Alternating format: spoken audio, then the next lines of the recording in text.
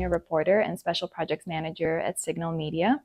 For this episode of Disruptive by Design podcast, we spoke with Katie Arrington, who is performing the duties of Chief Information Officer at the Department of Defense. We talked about all things cybersecurity, including the CMMC model, as well as zero trust and the importance of bringing the younger generation into the cybersecurity field. Enjoy the episode and have a good day. Thank you for doing this, and it's so nice to meet you.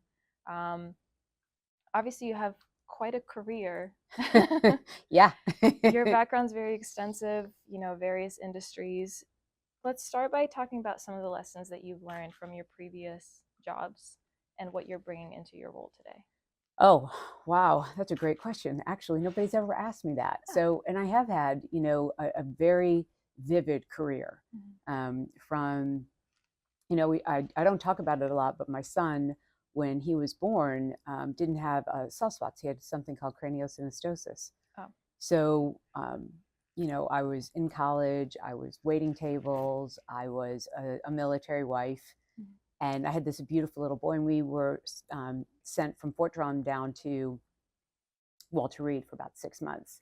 Okay. He had massive surgery, 200 titanium plates in his head. Oh my goodness. And that is kind of the basis of why I do what I do. His father in the military, serving our nation in the Gulf War. His father is personally one of my heroes. But being in that environment, I owe this country, I owe this nation, I owe the taxpayers. They saved my son's life. Right. So that was the start. I owe, so off to serve I go. But in doing that, when we came back, I went to go back, enroll in school and start back in work, and there was no daycare at the time. They call it the Exceptional Family Member Program. Right. And there wasn't a space for him. And the only way I could see to solve that problem was if he became certified in the Army, MWR, to do special needs exceptional family member daycare. Okay, wow. And I started it there. And then I ended up becoming a GS employee working for MWR. I helped write Army Regulation 608-10, which is on daycares, and I did that. Yeah. And then I ended up in freight logistics, international logistics, and became a customs broker and did that. I was a real estate land developer. And then became very impassioned about cybersecurity, realizing, I joke around with everybody, Al Gore created the internet. It's a fun story, it's an anecdote. But when my children's father in 2007 was in Iraq, May 24th, 2007, he was there training the Iraqi police force. And on their off day, they were driving perimeter tours, and he was in the turret of a Humvee. And knowing what the military does when they get a vehicle, it's standardized. And, when you have shorter people, taller people, you have to maneuver things. Right. You have a helmet on and to see, and in maneuvering, and no malicious intent at all, but the data comms within the Humvee were disrupted. And Doug saw the storm drain was not on right and yelled halt, and nobody heard him. And it sliced through the Humvee, basically killing everyone but him. Wow. Him and one other gentleman, soldier, warfighter. And I became that was my calling. And that's how I started this career. And I became a Booz Allen employee in the very beginning, not to give anybody props, and learned about cybersecurity, IT networking, and became immersed, became educated. And then became a legislator about, one of the primary things was at the time in the state of South Carolina, there was a massive breach on Social Security numbers to the IRS. Right. And then Governor Nikki Haley, I was appointed on a board called SC Cyber. Okay. And as a legislator, we did not have a cyber emergency plan for the state. And, understanding the challenges that were in that, it was because it was unencrypted that breach occurred. And just became incensed that this was my passion and calling. And it's been a wild ride since then. I've started and had my own small woman-owned business about software, worked for others. I've just had a glorious career. And then to become CISO, the first CISO of acquisition and sustainment, and to really start inserting the cyber discussion into acquisition. There was a report done several years back called Delivered Uncompromised by MITRE. And it was, how do we look at acquisition and cyber? And then the report said there were 4 pillars. And I said, no. Cost, schedule, performance only can function if it's based on security. And, the CMMC was about, the DIB understanding. And it's still an area that is, has some, I get a little crazy because not crazy bad, crazy good, in sense crazy. Don't get that twisted, folks. That it's the compilation of data that a company holds that really causes CUI. And, to look at programs disparately and say it's just this one avenue you're looking at is incorrect. It's the total complexity of what you hold is what makes the adversary find you interesting.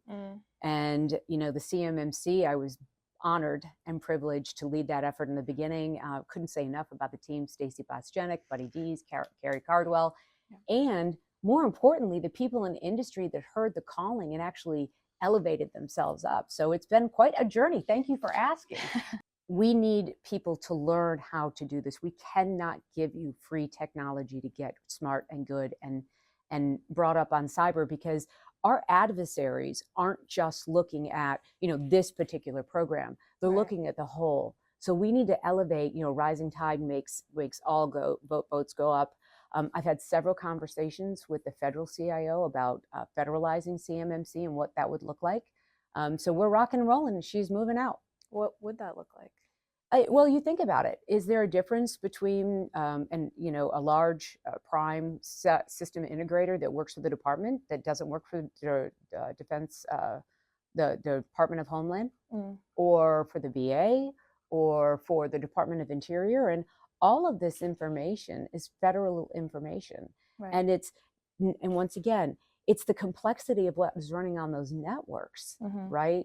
If you're talking about Homeland Security and you're talking about DOD, tell me the difference. Right. It's still important. It's still CUI, no matter how you cut it.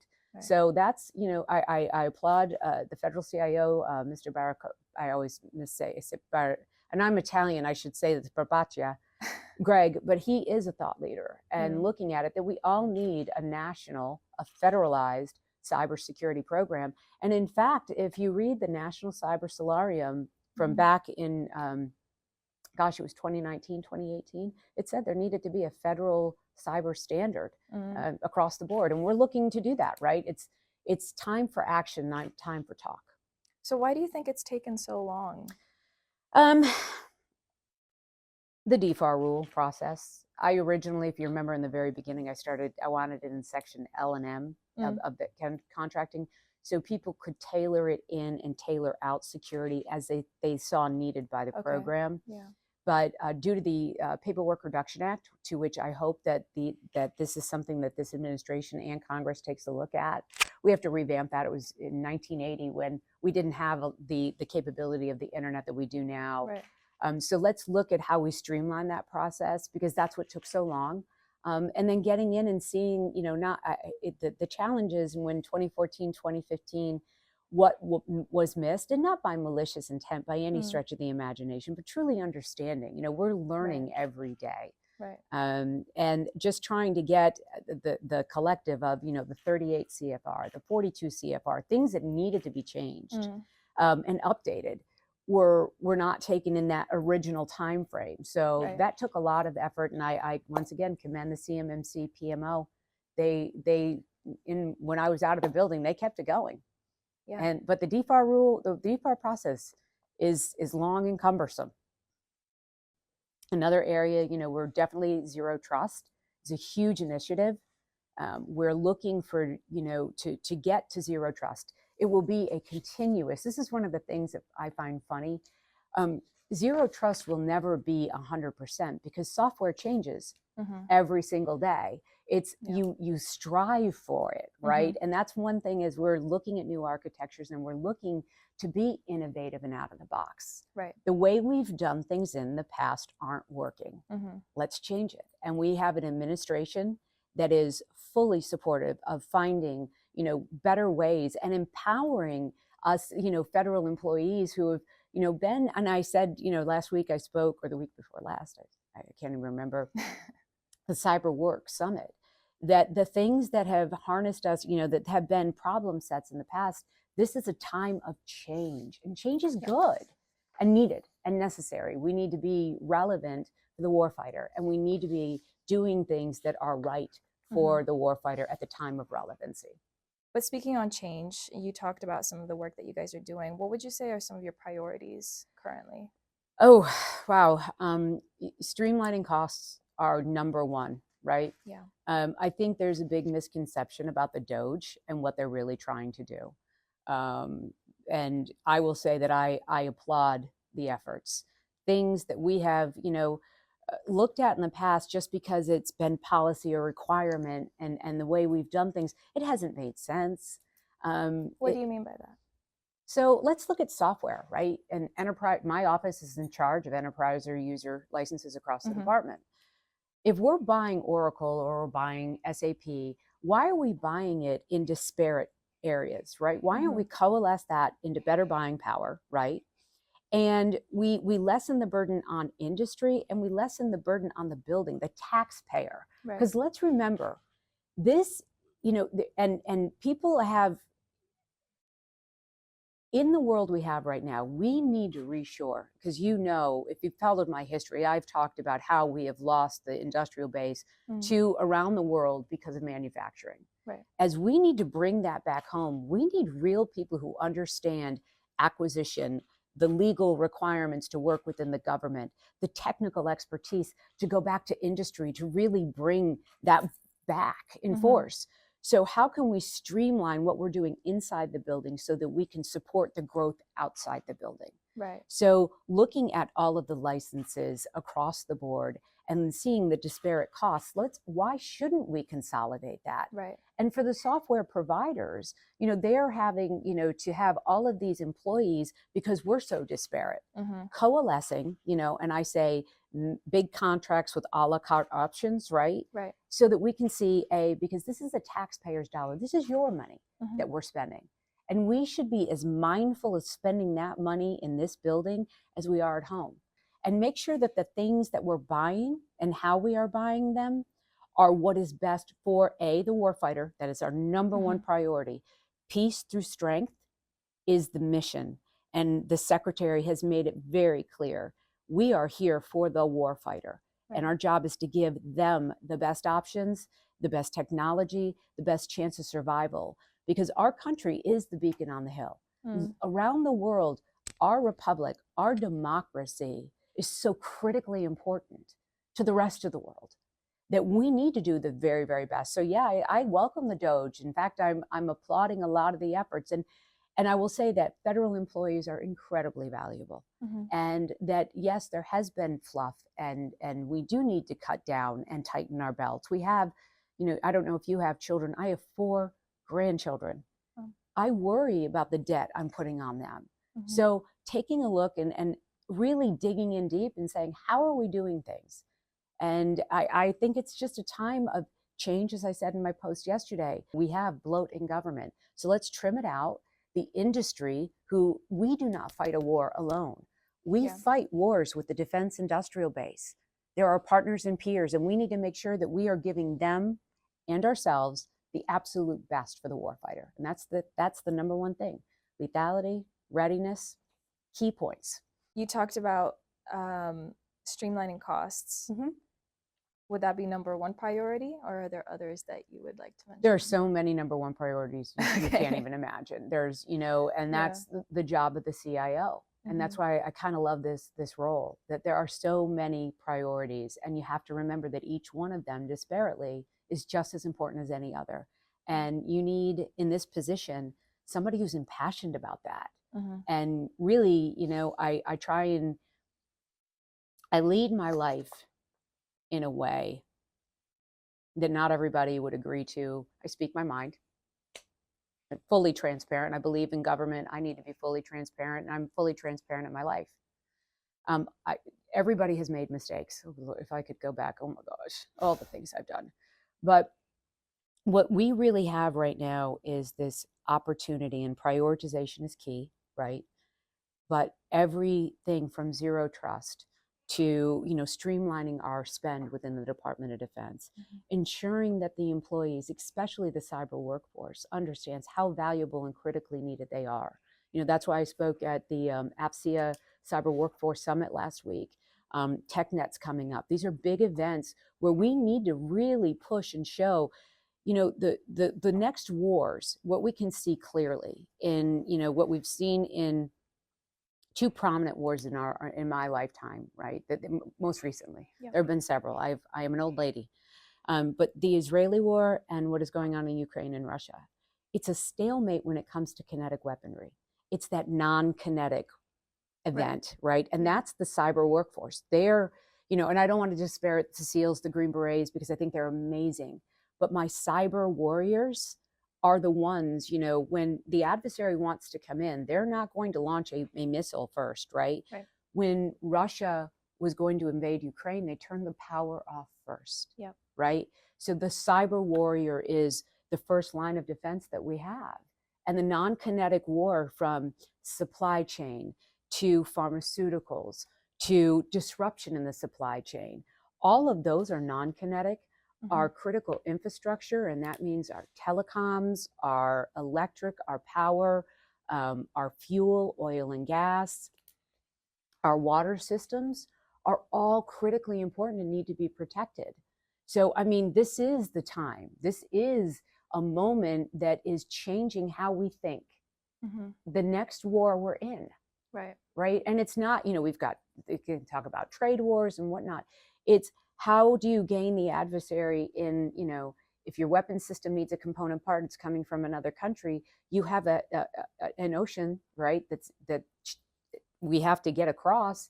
If one decides they don't, I look at what our adversaries are doing with the periodic table, weaponizing the periodic table and understanding. I think that the president's deal for minerals in Ukraine is huge. I think that's a great step forward.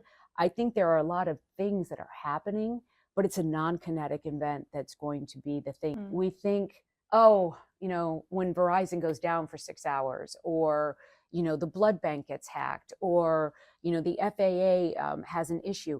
We have become, I want to say, just, we take it, we don't realize that is non-kinetic.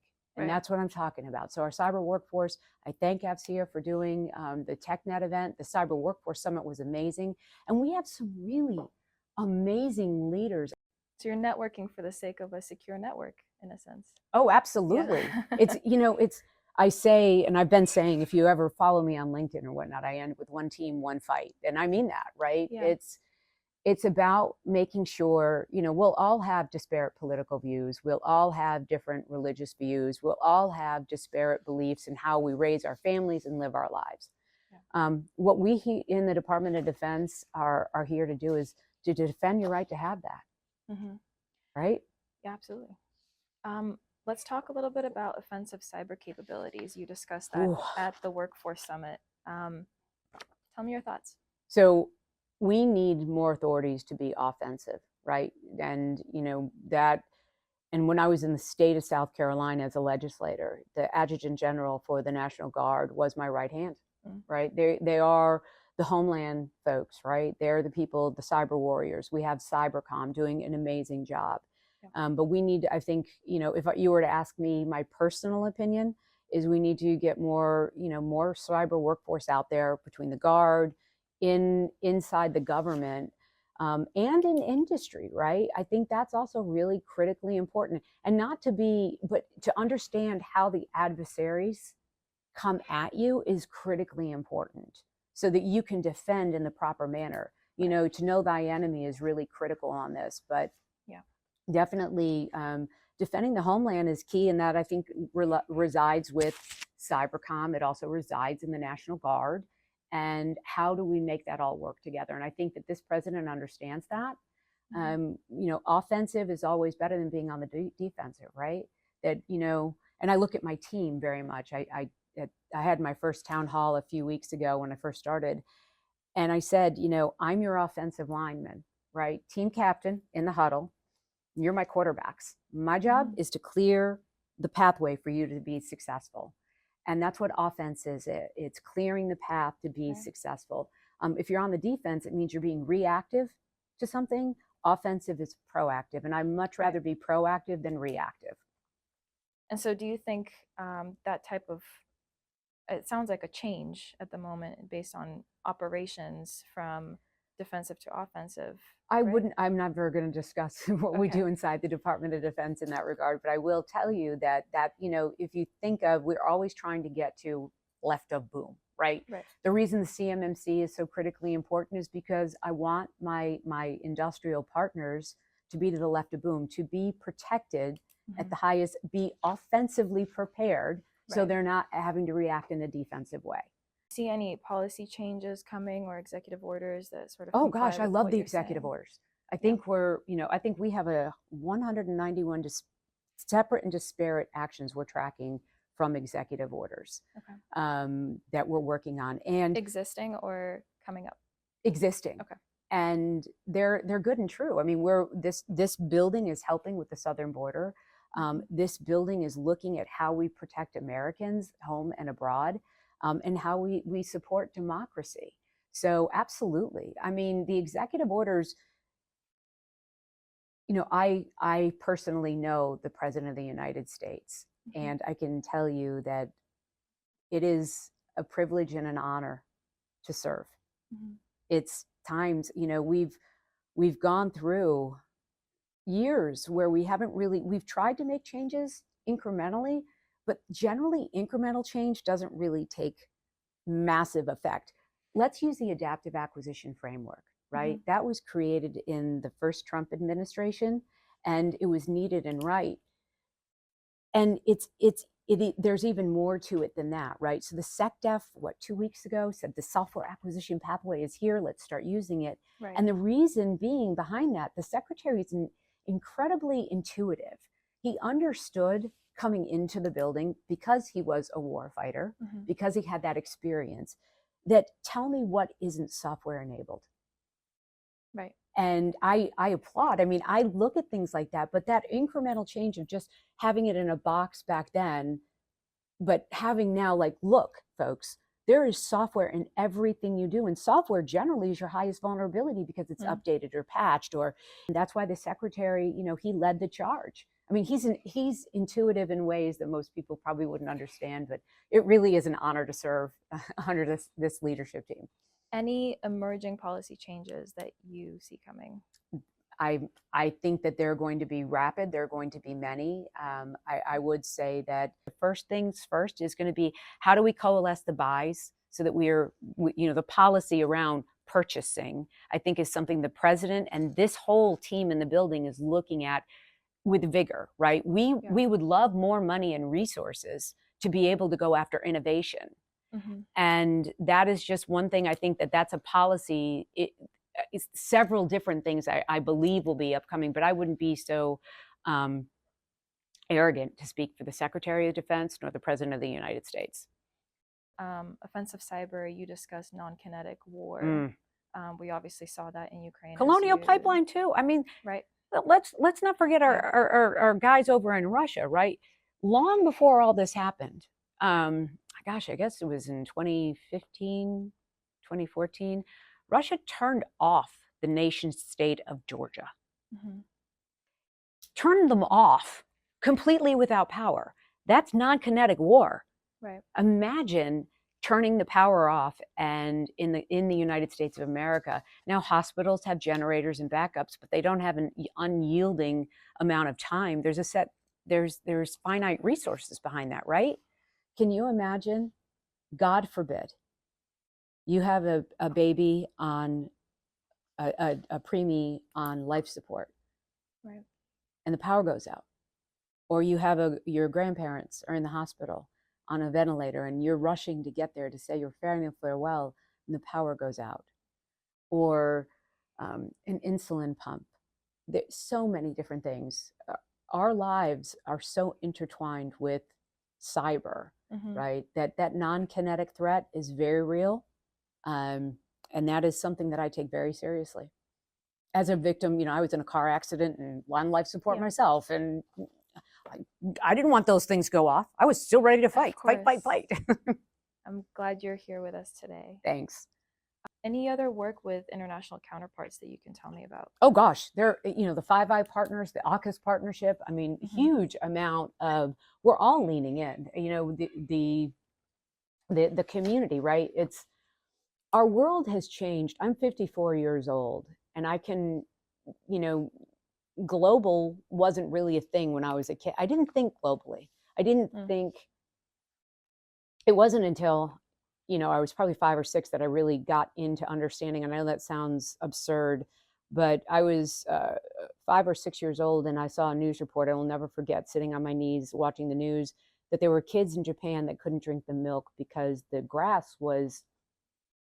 cows that were eating the grass was full of radiation from the fallout of Hiroshima. And I was so disheartened that the children in Japan couldn't drink milk, right? I wrote a letter to the president, Jimmy Carter, at the time.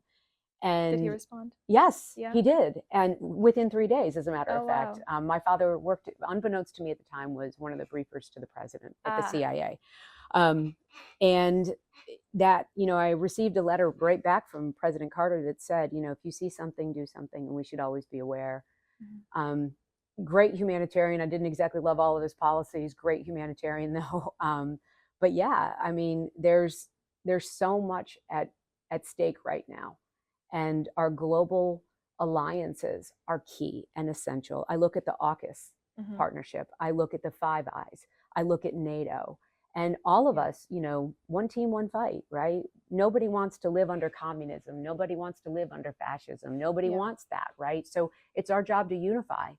And we may all have different points of view on certain things, which is absolutely, cultural norms vary from country to country. But to unify on the fact that, I don't want to be forced. People, do you know about the Uyghur labor force in northern China? I do not. So in northern China, slave labor, why we have all of the laws that we have about slave labor, is because there's an entire population called the Uyghur labor force. They're Muslims who live in northern China that are enslaved from birth to death. They are the ones that are put into the factories to, when lithium is processed to make batteries, the output of that is radioactive isotopes. Those people die within 5 years of working in those facilities. That, to me, is something we have to do better on. No one should be, we did, they, back in the day, it was blood diamonds, right? But blood minerals right now are a real thing, critical minerals. I don't want to, and we tend to take we take things that come across as consumers because we have somewhat been desensitized to the true supply chain, right? That there are children dying for us to have a cell phone. Right. So we have to take it into consideration, and we have to have laws and policies, and we have to unite with our global partners to thwart things like that. That is unacceptable. Children in labor is unacceptable. Right. And anywhere in the world you go, the number one asset any country has is their children. And my heart breaks, and I pray for them. And, I'm going to do everything I can. And I know this administration is going to do everything that we can to support, the right of children to be free around the world. So do you see supply chain changes coming? Oh, absolutely. We have to. Okay. We have to. And it's got to be more on the commercial side. I mean, I did, that's where I was when I was out of the building. That's what I was working on, is supply chain issues. Weaponizing the periodic table is the thing. China clearly, I mean, it's all in the news, where we have minerals that are critical to our economy that they just stopped exporting. That is, we have to work through that. And that's why I applaud the deal with Ukraine. Let's hope that really happens. Our neighbors to the north have a great deal of minerals up in Canada. And we in the United States have a great deal of resources on our own that we, because of EPA or other reasons, we don't harness. And we need to look at safe environmental ways to use the resources that are here in our hemisphere. And how do we do that so that we're not relying on countries that don't value human life as much as we do? You discussed Five Eyes and AUKUS. When it comes to cyber specifically, do you think everything is aligned, or are there certain things that you don't quite agree on and have to fix? Well, remember, data privacy, the GDPR in the UK, right? That's more aligned with data privacy. We have the ITAR, right, where we only allow certain things to be done in America. Right. So it is, most people don't realize that acquisition and sustainment, we have a special security agreement with every country in the world we work with. So it is a lot to take in. Right. Cyber is, It's a lot of different things. Back in the day, I would speak frequently about, I joke and I put myself always out there, right? Because I'm a human being and I'm flawed and I'm funny and I'm serious and I'm intense. But tell me something that doesn't have cyber in your life, and somebody once said, an apple. And I'm like, well, how do you think that apple got there? And it was genetically modified. And the way you purchase it, it came through, different things. And then I met my husband on eHarmony. Like cyber's in everything. And it's each country has their different viewpoint on it. And how do you coalesce and work together? But I don't think I've ever seen a group of countries come together unified with the right intention. And I think that's where the best, you come to the table with, how do we make this work? Not, this is how I want it to be. How do we work together? And it's a glorious time to be alive. It really is. It's time of change. And like I said, change is hard, but good. Yeah, absolutely. So before speaking with you, I reached out to FCS Cyber Committee, which you're familiar with. And I asked them if they had any questions for you. So if you don't mind, I want to ask you a couple of those. So I love that. We got questions about the Cyberspace Workforce Qualification and Management Program. So first, do you intend to continue 8140? I believe you mentioned that earlier, requirements, and which certifications do you place upon the highest value? All. So yes, and we are working on something called Cybercom 2.0, right, where we're redefining the cyber workforce, right? So there are things that need to be updated. And as you know, we didn't take AI, right? When the 8140 was written, AI wasn't a thing. So it is definitely something that is evolving, and industry participation, academic participation is needed and necessary, right? As we look at how do we evolve the policies and the requirements and the certs, right? Anything from CSSP to the people that are getting, CMMC, and then getting people trained back in COBOL, right? People forget we still have legacy systems working on COBOL, right? We have to bring back some programming language back to basics. So every and all are critically important. Knowledge is key, right? The best thing we can do is educate the cyber workforce, support them in training and development, but it's never going to be good enough, because cyber changes every day. So how do we stay ahead of what AI is going to present to us? And how do we get the right training around that, right? You look at DevOps to DevSecOps. I grew up in waterfall, agile. We always come up with these new sexy terms. The word of the day. And it's all evolving as technology is evolving. So the training and the certification needs to be dynamic, not static.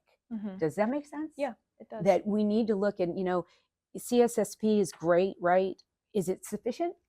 I have to go back and look, right? I haven't, it's been 3 years since I took my test, so I probably should go back and look at that. But do we need programs and software development, right, to help people program better?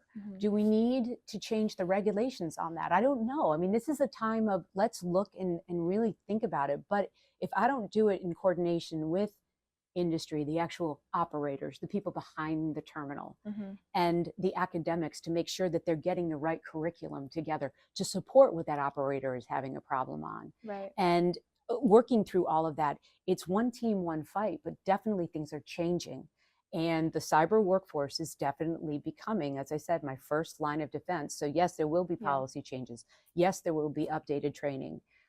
Yes, there will be different kinds of certifications, and we should be excited about that. And you mentioned my LinkedIn post over the weekend, which if anybody wants, go back. I posted, and I don't even know what today is. What's today? Monday. It was on the 23rd of March. I looked at my calendar.